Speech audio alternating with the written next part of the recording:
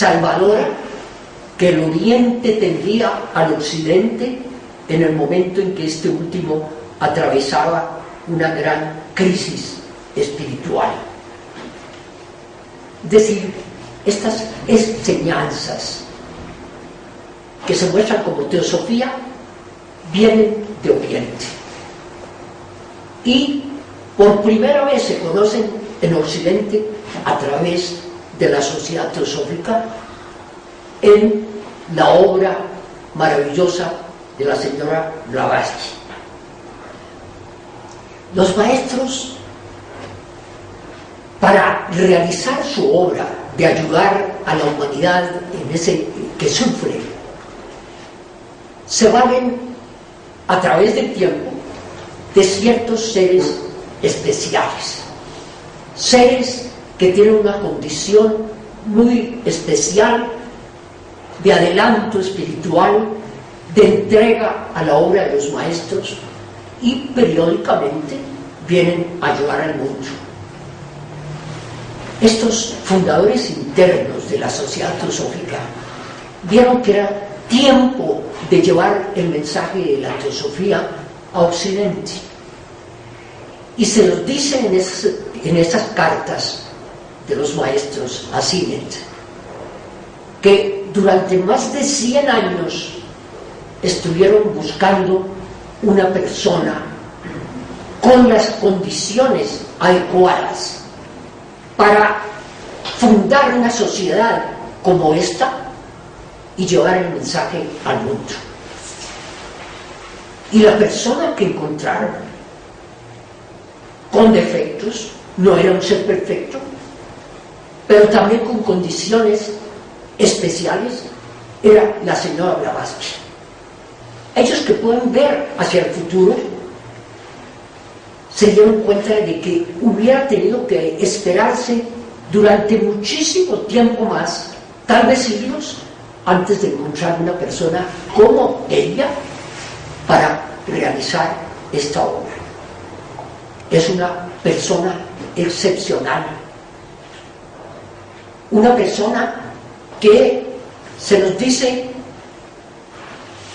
que reunía una cantidad de condiciones positivas que constituían una seguridad de éxito para ellos: su gran inteligencia, su amor y entrega incondicional a la obra de los maestros, su voluntad de hierro ante cualquier clase de adversidades, su fidelidad infinita a los grandes seres, su mira clara que no la dejaba desviar nunca de su propósito, las pruebas que todo lo anterior y mucho más había dado a través de muchísimas vidas anteriores. Por eso los maestros la escogieron a ella. La señora Blavatsky tenía facultades excepcionales que mostró desde su niñez. Ella tenía ciertos poderes. Cuando ella pensaba alguna cosa, se volvía eso una obra. Ella veía espíritus de la naturaleza y le obedecían a su pensamiento, y ella no sabía cómo dominar aquello.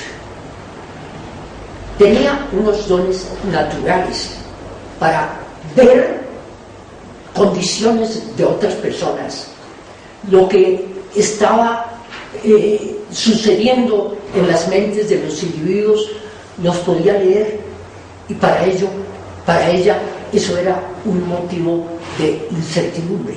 No sabía ella qué pasaba. Sin embargo, sucedía así. Parece que en la evolución de los seres humanos, de una manera natural, tendrán que aparecer esos poderes. Actualmente, la inmensa mayoría de la humanidad, nosotros no tenemos esas posibilidades. Pero algunas personas la tienen, aunque no tengan la inteligencia y esas condiciones que mostraron los maestros en relación con la señora Blavatsky de entrega y de fidelidad a la obra de aquellos grandes seres. Total que los maestros entonces buscaron a esa persona mejor que tenía esas facultades desde ese principio y que iban a ser muy importantes en el futuro. Cuando ella llegó a los Estados Unidos para empezar la obra de la fundación de la Sociedad Teosófica, inspirada por los maestros, ella llegó a la granja de una familia Eddy, donde los miembros de la familia eran todos médicos. Y ella allí los dejó desconcertados a esos medios porque producía fenómenos a voluntad que ellos solamente lo hacían como con la facultad de la mediunidad, que no es una buena facultad, puesto que vienen a ser estas personas víctimas de fenómenos que no pueden regular, que no pueden ellos dominar. Ella empezó entonces esta obra a través de los medios.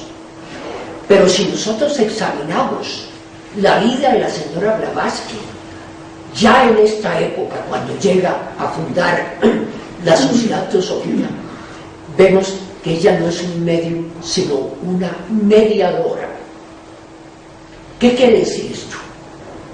Que ella puede producir esos mismos fenómenos a voluntad, sin que pierda ninguna de las condiciones de libertad que no tienen los medios en el campo espiritista.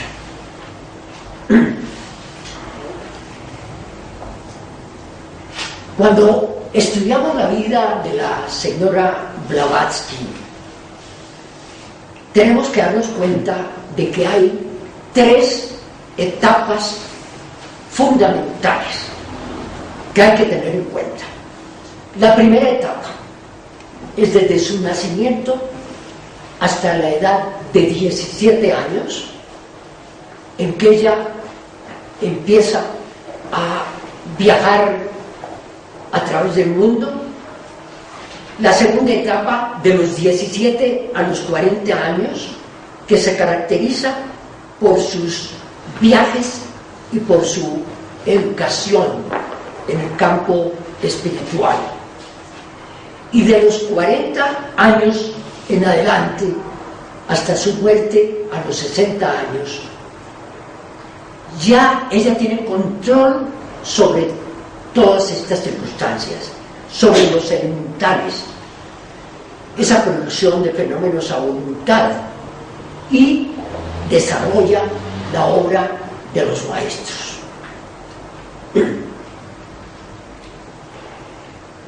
Documentos de primera mano tenemos en la primera parte de su vida de su hermana Vera.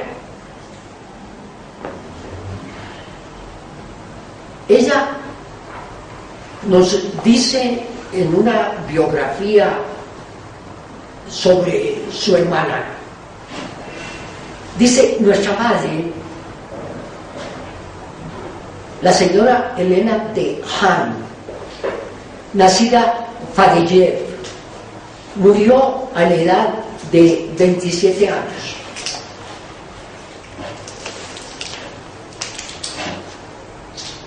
Vemos aquí el apellido Han, que es alemán, familia de nobles alemanes, y la familia Fadeyev, que es por parte de la madre, que es una familia rusa. De allí vienen.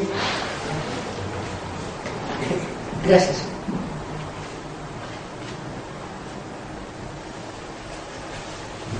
Muchas gracias. A pesar de su muerte prematura, era tal la reputación literaria que había adquirido que se había ganado el nombre de la George Sand rusa. George Sand, ya sabemos, ella utilizó, esta escritora francesa, un nombre masculino para que su obra pudiera llegar más fácilmente al público. Se destacó tanto en Francia que aquí le dan el nombre a la madre de Helena, de la George Sand rusa, nombre que le fue dado por Belinsky, el mejor de nuestros críticos. A los 16 años se casó con Pierre de Hahn, capitán de artillería, y a poco todo su tiempo hubo de consagrarlo a la educación de sus 3 hijas. Helena, la mayor, era una niña precoz que desde su más tierna edad llamaba la atención de cuantos se ponían en contacto con ella. Su naturaleza se rebelaba por completo contra la rutina exigida por sus maestros, como asimismo contra toda clase de disciplina. No reconocía amo alguno, sino su propia buena voluntad y sus gustos personales. Era exclusiva, original y a veces osada hasta la violencia. Entonces vemos que una de las características de ella era indisciplinada. No aceptaba ninguna autoridad, ni de sus maestros, ni de los padres, ni de nadie. Hacía lo que le daba la gana. Era una niña supremamente problemática. Cuando después de la muerte de nuestra madre fuimos a vivir, su naturaleza se rebelaba por completo contra la rutina exigida por sus maestros, como asimismo contra toda clase de disciplina. No reconocía amor alguno, sino su propia buena voluntad y sus gustos personales. Era exclusiva, original y a veces osada hasta la violencia. Cuando después de la muerte de nuestra madre fuimos a vivir con sus parientes, cuando murió la madre, ellos se fueron a vivir con la abuela al palacio de la abuela. Todos nuestros maestros habían agotado su paciencia con Helena, quien jamás se avenía a horas fijas para sus lecciones, asombrándome, sin embargo, por su brillante inteligencia, especialmente por la facilidad con que llegaba a dominar los idiomas extranjeros y por sus disposiciones musicales. Ella fue una magnífica pianista. Se cuenta que en una ocasión, estando ella en Francia, tocó al piano en una obra a 2 pianos con nada menos que con Clara Schumann. Era la pianista más brillante que había en Europa, esposa de Roberto Schumann. ¿No? Ella era una gran pianista. Aquí vemos también un sacrificio de parte de ella. A pesar de tener esas dotes, se entregó totalmente a la obra teosófica y abandonó entonces la música. Solamente en ocasiones muy raras tocaba entre grupos de corrientes, pero ella hubiera podido llegar a ser una gran concertista en el mundo.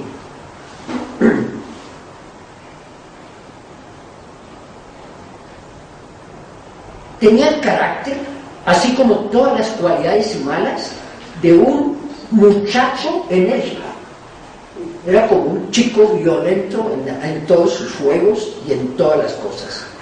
Le gustaban los viajes y las aventuras, despreciaba los peligros y le importaban muy poco las reprensiones. Cuando nuestra madre se hallaba moribunda, aunque su hija mayor solo contaba especial de adelanto espiritual, de entrega a la obra de los maestros, y periódicamente vienen a ayudar al mundo.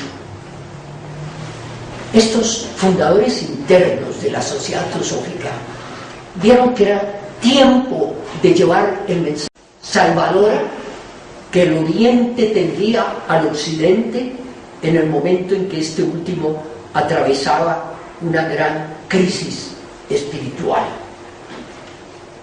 Es decir, estas enseñanzas que se muestran como teosofía